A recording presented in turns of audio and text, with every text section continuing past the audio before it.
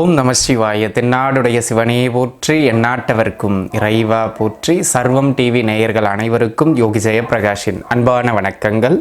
அன்பு உறவுகளே, இந்த பதிவில் நம்ம என்ன பார்க்க இருக்கோம் அப்படின்னு கேட்டுக்கிட்டீங்கன்னா, சனி பகவானினுடைய பெயர்வு. ஒவ்வொரு நட்சத்திர வாரியாக உங்களுடைய ஜென்ம நட்சத்திரத்திற்கு அடுத்த 2.5 ஆண்டு காலகட்டம் எப்படி இருக்க போகின்றது இந்த சனியின் பெயர்வினால் அப்படிங்கிறத நம்ம பார்க்க இருக்கோம். சரிங்களா? சரி, இப்போ சனி பெயர்வாக போகிறார். ஏன் நம்ம இதை முக்கியத்துவமாக பார்க்கணும் அப்படின்னு கேட்டிங்கன்னா, கோச்சார பலன் என்பது அளவு குறைவாக இருந்தாலும், ஒரு 10% உட்பட்டதாக இருந்தாலும் சனியினுடைய பெயர்வு அதில் மிக பலமானது. ஏன் அப்படின்னு கேட்டுக்கிட்டிங்கன்னாங்க, ஒரு ராசியில் நீண்ட காலம் இருக்கக்கூடிய கிரகம் யார் அப்படின்னு கேட்டிங்கன்னா அது சனி பகவான். 2.25 ஆண்டிலிருந்து அதிகபட்சம் 3 வருடம் வரை, அதாவது நம்ம ஏறத்தாழ 2.5 ஆண்டுன்னு சொல்கிறோம். ஒரு ராசியில் இருப்பார். ஒரு ராசியில் அவர் 2.5 ஆண்டு காலகட்டம் இருக்கின்ற பொழுது அந்த ராசியில் இருந்து சில பேருக்கு நன்மையையும் சில பேருக்கு தீமையும் தாக்கத்தை பலமாக வழங்குவார். அப்பேற்பட்ட ஒரு வல்லமை பொருந்திய கிரகம், கோச்சார கிரகங்களிலேயே மிகவும் பலமான பலன்களை வழங்க வேண்டிய ஒரு கிரகம் அப்படின்னா அது சனி பகவான் தான். அந்த சனி பகவான் ஏற்கனவே கும்ப ராசியில் வீற்றிருக்கின்றார். அந்த கும்ப ராசி அவருடைய சொந்த வீட்டிலிருந்து தற்பொழுது மீன ராசிக்குள்ளாக பெயர்வு பெற இருக்கின்றார். அவ்வாறாக பெயர்வு பெறுகின்ற அவர் கிட்டத்தட்ட 2027 ஜூலை மாதம் வரைக்கும், ஜூன் ஜூலை வரைக்கும், அடுத்த ஒரு 2 வருடம் 3 மாத காலகட்டத்திற்கு மீன ராசிக்குள்ளாக நிலை பெற இருக்கின்றார். அங்கே அவர் வக்ரம் அடைவார். அது பிறகு, ஆனால் அடுத்த 2.25 ஆண்டுகளுக்கு அவர் மீன ராசிக்குள்ளாக அமர இருக்கிறார். அவ்வாறாக மீன ராசிக்குள்ளாக பயிற்சியாகின்ற இந்த சனி பகவான் எப்பொழுது பயிற்சியாகின்றார் என்று கேட்டால் 2025 இந்த ஆண்டு மார்ச் மாதத்தினுடைய 29ஆம் தினமன்று கும்பத்திலிருந்து மீன ராசிக்குள்ளாக பெயர்வு பெறுகின்றார். இவ்வாறாக பெயர்வு பெறுகின்ற இந்த சனி பகவான் ஒரு சுப வீடு, அதாவது சுக்கிரன் உச்சம் பெறுகின்ற வீடு, இன்னொரு சுபகிரகமான குருவின் வீடான அந்த மீன வீட்டுக்குள்ளாக பெயர்வு பெறுகின்ற சனி பகவானால் உங்களுடைய நட்சத்திரத்திற்கு எங்கெல்லாம் சிறப்பு, எங்கெல்லாம் நீங்கள் கவனமாக இருக்க வேண்டும் அப்படிங்கிறது விலாவாரியாக பார்க்கலாம். தொடர்ந்து வாருங்கள். சுவாதி நட்சத்திரத்து நண்பர்களை பொறுத்த மட்டிலும் உண்மையிலேயே சொல்கிறேன், சுவாதி நட்சத்திரக்காரர்களுக்கு இந்த சனி பெயர்ச்சி ஒரு அற்புதமான சனி பெயர்ச்சி. பஞ்சமஸ்தானத்திலிருந்து 6ஆம் இடத்திற்குள்ளாக சனி பகவான் பெயர்வாகிறது அப்படிங்கிறது ஒரு மிகப்பெரிய யோக நிலைப்பாடு. அனைத்து பிரச்சனைகளிலிருந்தும் நிவர்த்தியை கொடுக்கும். ஆமாங்க, அதாவது கோச்சாரம் ரொம்ப பர்ஃபெக்டாக இருக்கும். உங்கள் சுய ஜாதக தசாபுக்தி மட்டும் வலுத்திருச்சு அப்படின்னு சொன்னால் சுவாதி நட்சத்திரக்காரர்களுக்கு அடுத்த கட்ட வளர்ச்சி மிக உறுதிங்கிறதுல மாற்றமே கிடையாது. சரிங்களா? சரி, இப்போ சுவாதி நட்சத்திரத்தை பொறுத்த மட்டிலும் வேலையில்லா நண்பர்களுக்கு வேலை கிடைக்கும். உத்தியோகத்தில் பிரச்சனையோடு பயணித்து கொண்டிருக்கின்ற நண்பர்களுக்கு அந்த பிரச்சனைகள் விலகும். போட்டிகள், பொறாமைகள், எதிர்ப்புகளை தாண்டி எல்லாவற்றிலும் தொழில் பொருளாதாரம் சார்ந்து வெல்வீர்கள். அதில் மாற்றமே கிடையாது. எந்த ஒரு செயல் எடுத்தாலும் அது தடைப்பட்டு நின்றுக்கிட்டே இருந்தது, எங்களால் பண்ண முடியலை, இது தடையாயிடுச்சு, அது தடையாயிடுச்சுன்னு எதெல்லாம் நீங்கள் குறைபட்டுக்கிட்டு இருந்தீங்களோ அந்த குறைபட்டு கொண்டிருந்த விஷயங்களை எல்லாம் தாண்டி நீங்கள் வெற்றி பெறுவதற்கான ஒரு வழிவகை இப்பொழுது கிடைக்கும். அந்த மாதிரியான ஒரு அமைப்பு.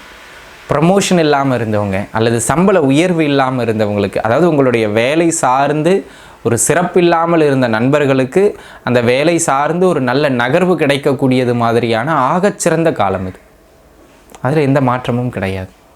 அது மட்டும் இல்லாமல் அன்பு நண்பர்களே, இந்த காலகட்டத்தை பொறுத்த மட்டிலும் தொழில் செய்து கொண்டிருப்பவர்கள், தொழிலில் பின்னடைவாக இருப்பவர்கள், தொழில் முன்னேற்றம் பெறாமல் இருப்பவர்கள் அனைவருக்கும் இந்த காலகட்டம் அற்புதமான வளர்ச்சியை பெற்றுத்தரும். அடுத்த கட்டத்தை நோக்கி நீங்கள் நகருவதற்கான எல்லா அமைப்புகளும் உங்கள் முன்விரியும்.